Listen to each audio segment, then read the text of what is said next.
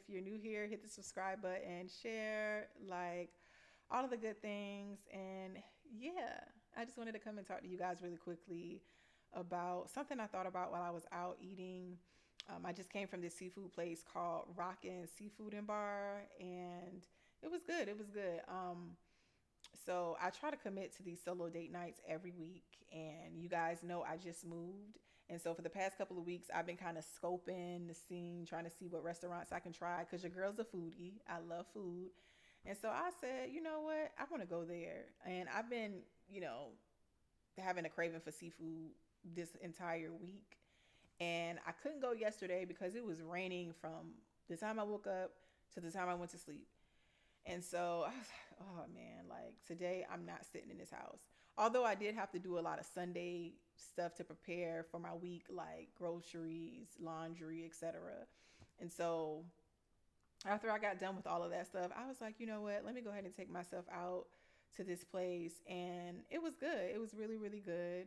I ordered me a seafood bag, which had snow crab legs, shrimp, mussels, corn, and potatoes. I had an appetizer, steamed oysters, and I ordered a mocktail, which brings me to what I want to talk to you guys about today.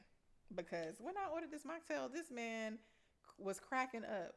Like he was like, "Yeah, you know, I'll make you a cup of juice," and I'm just like, "Dang, the shade, okay." And it made me think about how far I've come with drinking. Like I just literally don't have the desire to drink like I used to. And you know, just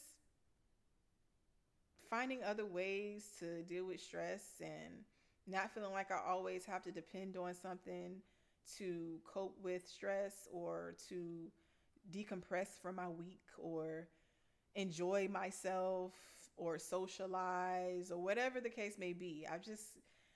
I have no desire to drink as much as I used to. But yeah, I just don't have the desire. I just don't have the desire to do it anymore.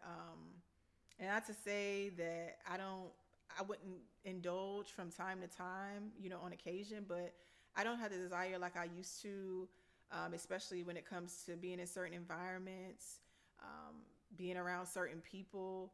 There's just a lot of things that don't interest me like it used to because of my desire to not drink. You know, my decisions are much better.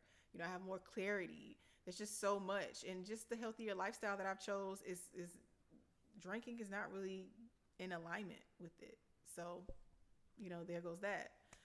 But yeah, so it just made me want to share something with you guys in terms of my 2017 DUI, which was like the beginning to the end of my partying phase.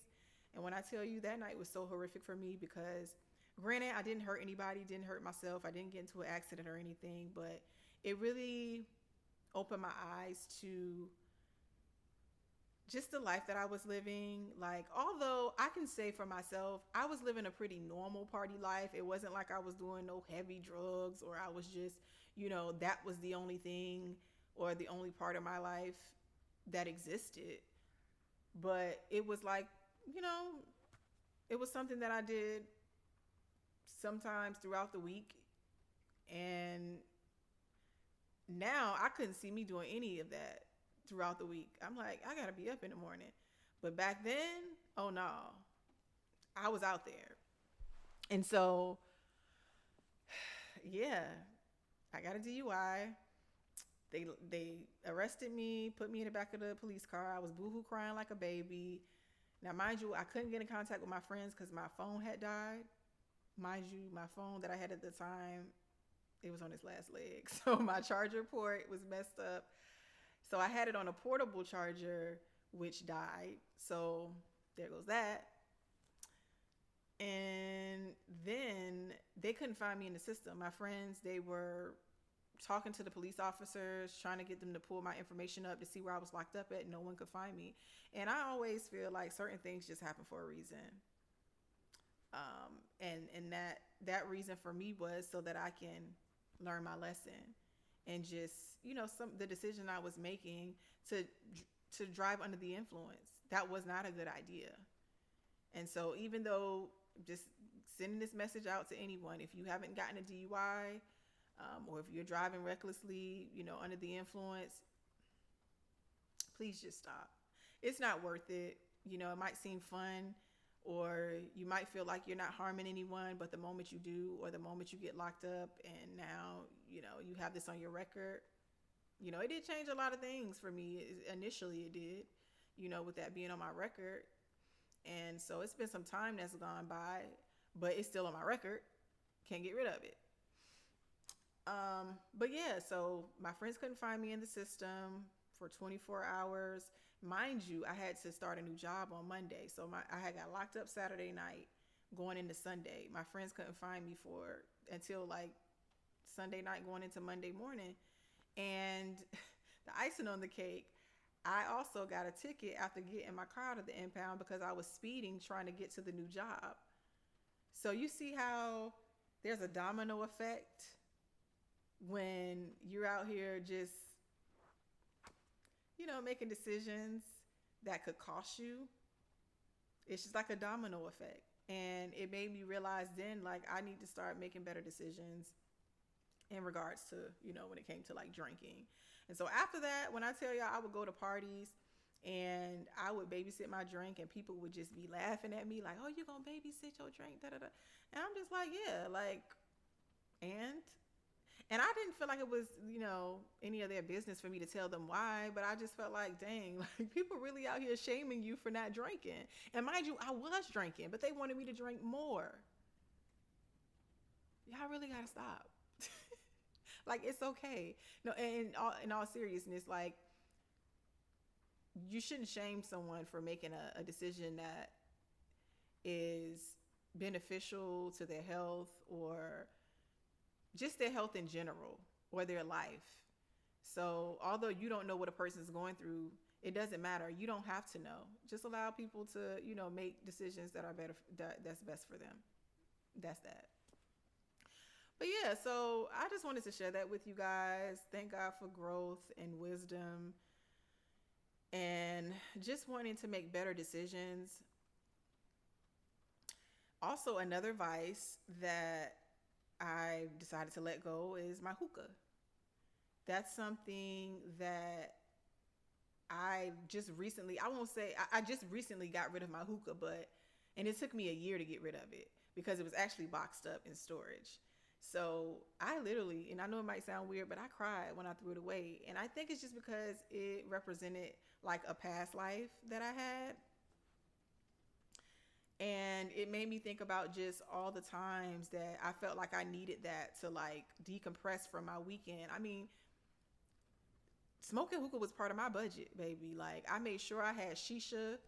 And if you know what shisha is, it's like just the flavored tobacco. I made sure I had that on deck. I made sure I had coals. I made sure I never ran out. I had to make sure I had liquor in the freezer, because even when I stopped like going to parties like that, I still had my own little thing that I would do to kind of decompress from my week. So I'll have my liquor and in the freezer. So I would have my little shot glass, and I would make sure I had my liquor to smoke with my hookah, because I couldn't have my hookah without the liquor. And that was just the whole little ritual I had. And it just made me think about how disconnected I had been from life. Just the ways that I coped. And last year, when everything happened in terms of just me going into this dark space, it made me think about all of the things that I hadn't been feeling. Because I told you I was living in survival mode. And in survival mode, you don't even realize that you're kind of destroying your temple. Like, even if you're not an addict, because I feel like you can be a social drinker and all of that, and you can overindulge. You might not do it every day, but it comes to a point when you do it, you kind of overindulge. And that's kind of what I would do. Now, I wouldn't black out or anything like that, but, still. But yeah, so yeah, letting go of hookah, letting go of drinking. I mean, I felt like those were things that gradually over time, I released from myself. And although they aren't like hard drugs or, anything like that, those were my form, I would say, of hard drugs. Because I was so disconnected with myself that there were certain emotions that I didn't notice that were trapped, because I was drowning a lot of those emotions with having fun. And having fun is nothing wrong with having fun, but then you got to think about all that comes with it if it's not like, and done in moderation. And so I had to get more in alignment with my life. And the more I started picking up healthier habits, the more I release those old habits. So, yeah.